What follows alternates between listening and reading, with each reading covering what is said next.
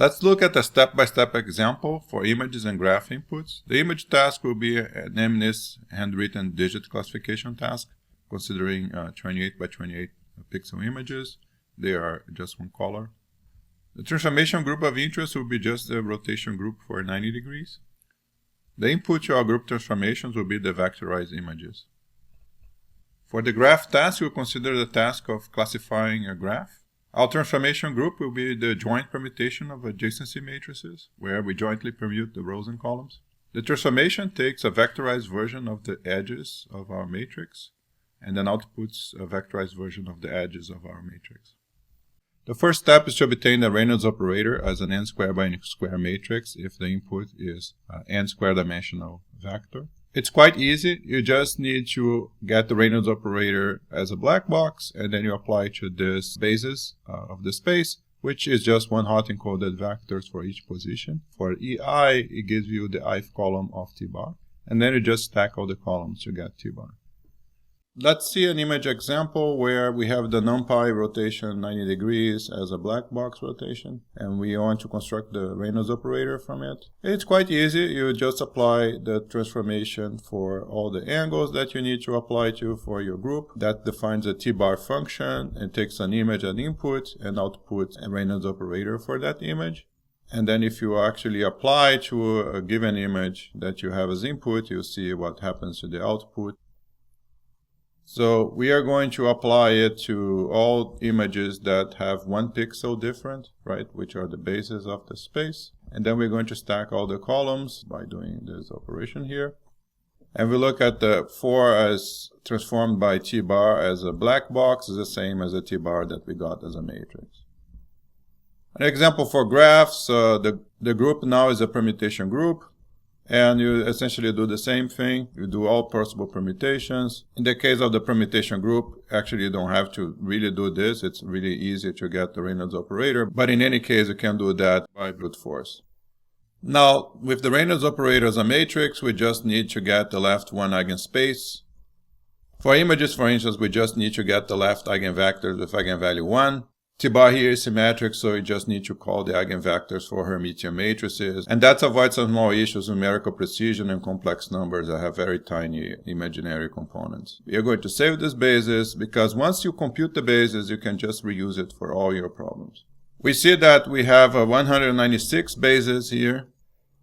Let's visualize 8 of these bases, and you can see here 8 of the bases, and it's clearly rotation invariant, right? So a basis in the subspace is going to have this general property.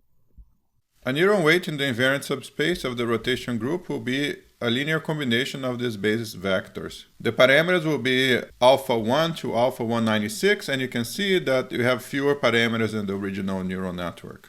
Now let's visualize the unvectorized weight for random values of alpha. We see that we have the weight as unvectorized here, and the weight right multiplied by the 90 degree rotation, and we see that's the same value. Any linear combination of these base vectors will be inside the invariant subspace, therefore invariant to a 90 degree rotation. For the permutation group, you can do the same thing. Procedure is exactly the same, and we get 2 bases. And we get 2 bases for a graph with 5 nodes. It will be the same for almost any size graph. Note that the invariant representations are just these 2, and it's easy to see why it's permutation invariant.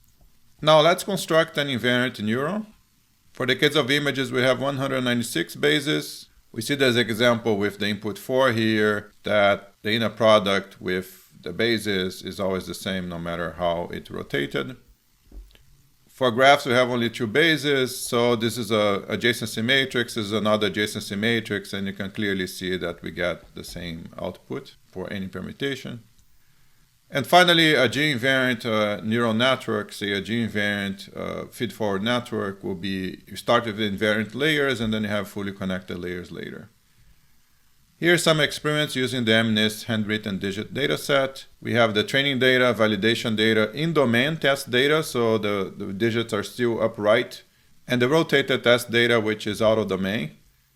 So let's start with the standard MLP. Let's look at how well it does in distribution and out of distribution. So this is our standard MLP. We have defined the first layer. We have one hidden layer with a ReLU activation, then another linear layer, and the output is a log softmax.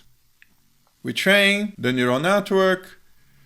So now let's look at the confusion matrix. This is the confusion matrix in training. We get 95% accuracy in average, and we can see that we do pretty well. So the diagonal means that we correctly classify the labels. In distribution in the test, we get about the same accuracy as in training. Pretty good. Out of distribution with the rotated digits, we can see that we make a lot of mistakes. The average accuracy is 37%. Now let's look at the G-invariant feedforward network. Now let's define the G-invariant layer that's going to replace our linear layer. First, you read the bases that you have created through the one eigenspace of the Reynolds operator for your group. This can be applied to any group that you have done the Reynolds operator. It's not specific to rotations. Define the coefficients, the alphas with the parameter and the bias. And essentially the weights will be a linear combination of your bases using the coefficients, and then you sum them all and you multiply by whatever the input is, and that's your linear layer for G-invariant neural network. So the G-invariant feedforward network is going to be replacing the first layer with the G-invariant layer, and then the rest is exactly the same. And then you train. Now, if you look at the confusion matrix, we see that in distribution training, we get things confused because the digits are not really rotation invariant, right? 9 and 6, for instance. And in distribution tests, we're still doing about the same as training. But the difference is that when you look at rotated digits out of distribution, now you're doing as well as in training. And that's a property that we're going to see later, where the in distribution test and the out of distribution test will have about the same accuracy. There are a few interesting questions. For sequence inputs, considering the permutation group, what would be the Reynolds operator? What if you have more than one group? So you have to be invariant to a number of groups. What if you have more than one group? How can you be invariant to multiple groups? Further, can we learn out of a set of groups which groups we can be invariant to and which group we should not be invariant to, just looking at the training data? For now, we'll not explain how to do it. We just refer to our work. This is far from a complete tutorial, but we thought would be interesting, and here are some other references.